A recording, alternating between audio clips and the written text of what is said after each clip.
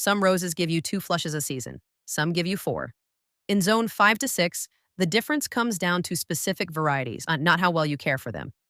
Get the variety right, and repeat blooming almost takes care of itself. Get it wrong, and no amount of feeding or fussing closes the gap. This is one of the most common frustrations beginners run into, and it's rarely a skill problem. It's a mismatch between what a plant was bred to do and what the gardener expected it to do. If you're gardening somewhere warmer, these same varieties will likely push more flushes than we're about to describe. Our shorter growing season caps the ceiling here. Colder zones may see fewer, later starting flushes, shifted a few weeks behind ours. The rankings below hold true across zones. The raw flush count is what shifts. What repeat blooming actually means. Let's start with what repeat blooming actually means because it's more specific than blooms more than once.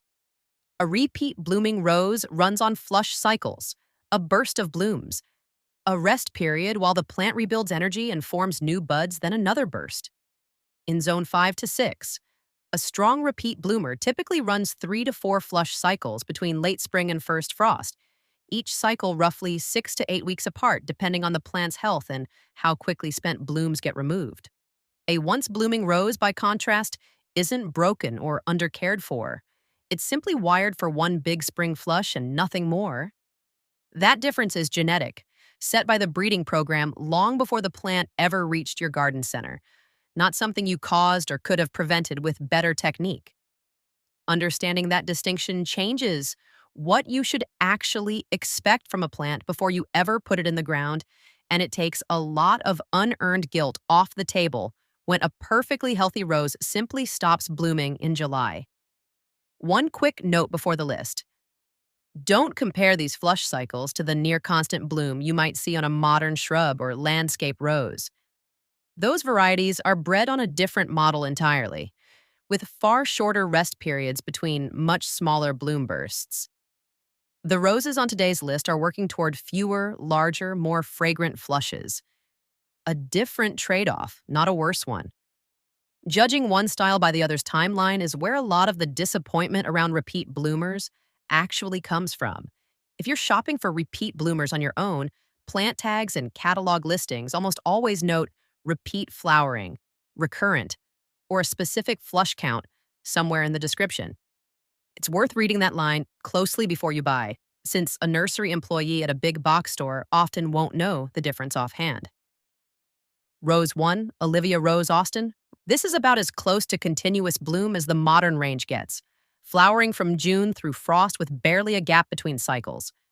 The blooms themselves are soft, warm pink, cupped and full, with a light, fruity fragrance that doesn't overpower a mixed border. What makes it such a strong repeat performer is recovery speed. After a flush finishes, this variety pushes new buds noticeably faster than most, which is what keeps the gaps between cycles so short.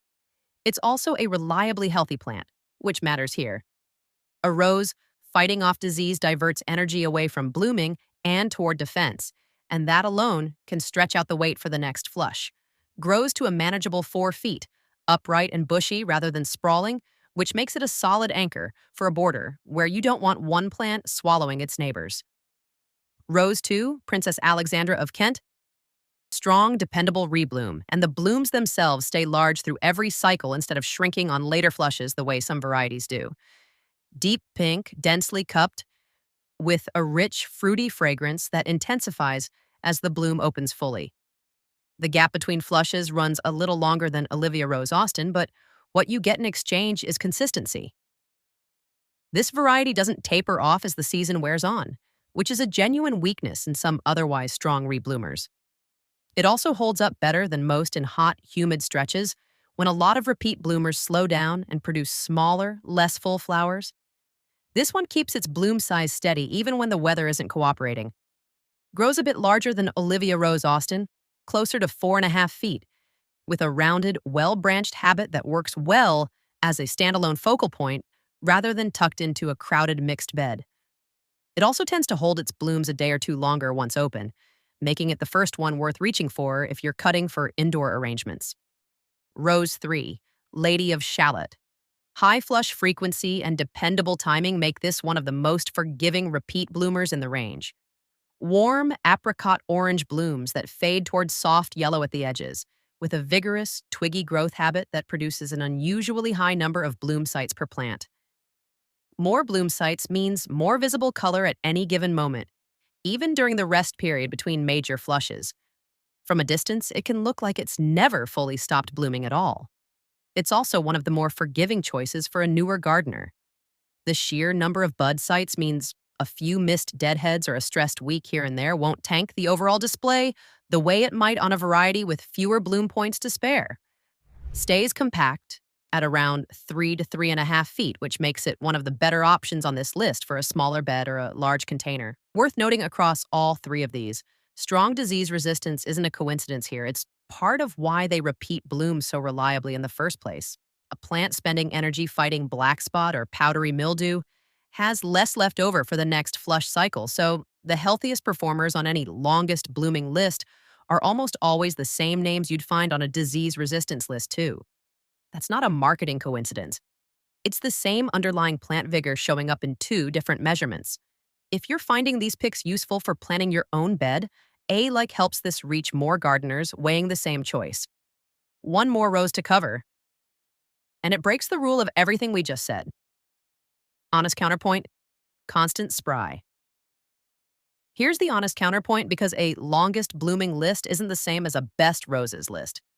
Constance Spry blooms exactly once in early summer, and then it's done for the season. And it's still worth growing. Introduced in 1961, it was the very first rose released under this breeding program, and the blooms are enormous, deeply cupped, clear pink, with a strong myrrh fragrance that's genuinely rare in the modern range. Because it isn't spending energy on repeat cycles, it channels everything into that one flush, which is part of why the blooms run larger than almost anything else on this list. It also makes an outstanding climber if trained on a support, something none of the repeat bloomers above do nearly as well. If your priority is repeat performance, skip it. If you want one spectacular early summer moment and you're willing to build the rest of your bed around varieties that carry the color load later, it earns its place. The deadheading rhythm that maximizes repeat blooming. Now the deadheading rhythm that actually maximizes repeat blooming, because timing matters as much as variety choice. Remove spent blooms within a day or two of them fading, not weeks later. A plant left to form hips redirects energy into seed production instead of the next flush, which measurably slows the whole cycle down.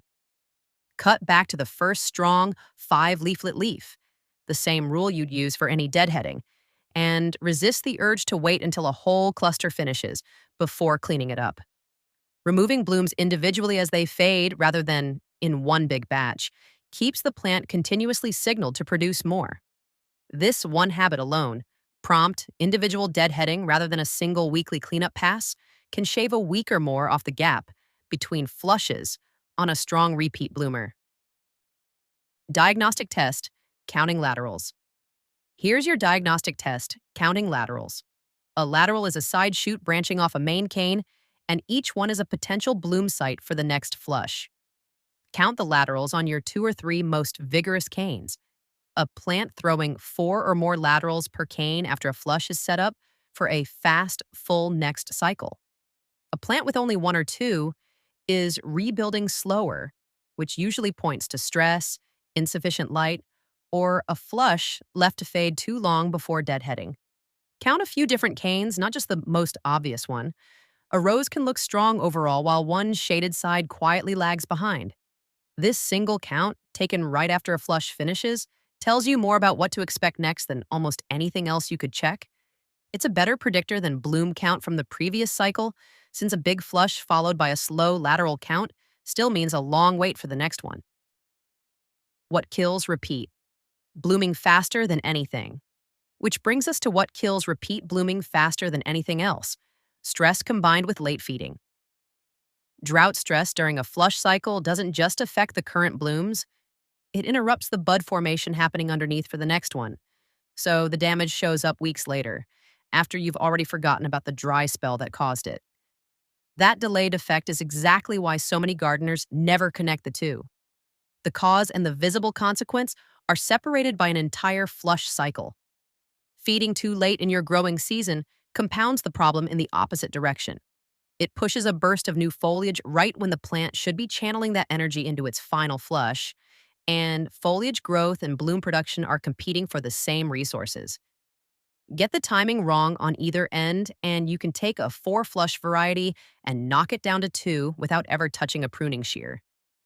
The fix for both is almost boringly simple: a consistent, deep watering schedule through the growing season rather than reactive watering only when a plant looks wilted, and cutting off feeding at the point in your season where new growth would no longer have time to harden before the plant needs to shift toward rest. So there's your short list. Olivia Rose Austin for near continuous color, from June through frost.